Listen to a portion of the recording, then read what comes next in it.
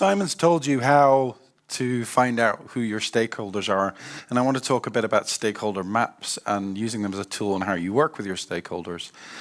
If you search for stakeholder maps on Google, you'll find something that looks pretty much like this. I searched last night and I had 80 image results that looked along these lines. How many of you seen something like that before? Yeah, quite a few. So you're plotting your stakeholders by level of power. How much authority or ability to affect your project do they have? And how much interest do they have? And then that lets you divide them into segments and decide how much attention you want to spend to particular stakeholders. So obviously the people who have the most power and are most interested in your project are the ones you want to spend time with. But when you do this, you forget the thing that Simon just told you not to forget.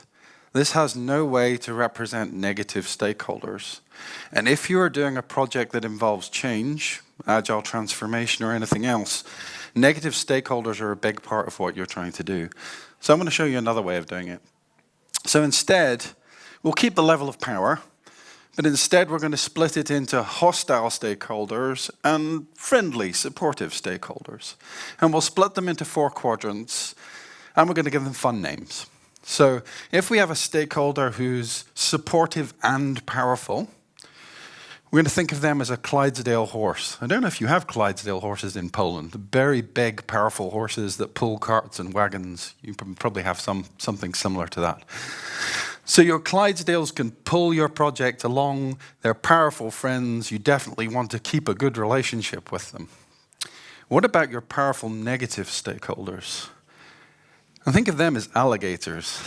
You definitely don't want to ignore your alligators.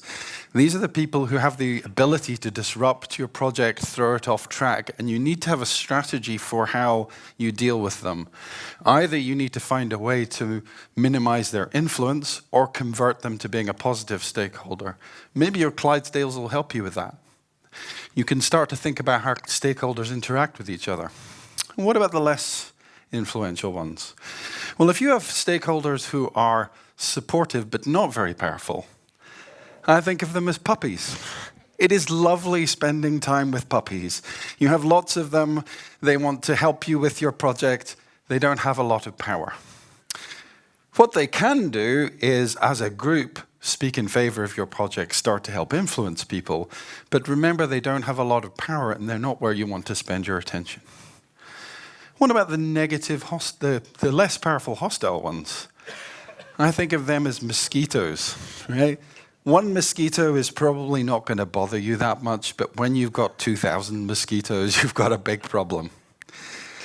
So you need to look at this map and think, where do you want to spend your attention? Where do you want to spend your energy? How do you get your Clydesdales pulling your project forward? How do you deal with your alligators, the big negative stakeholders? But if I give you one message to take away, because I have made this mistake so many times, it's don't spend all your time playing with the puppies. Thank you.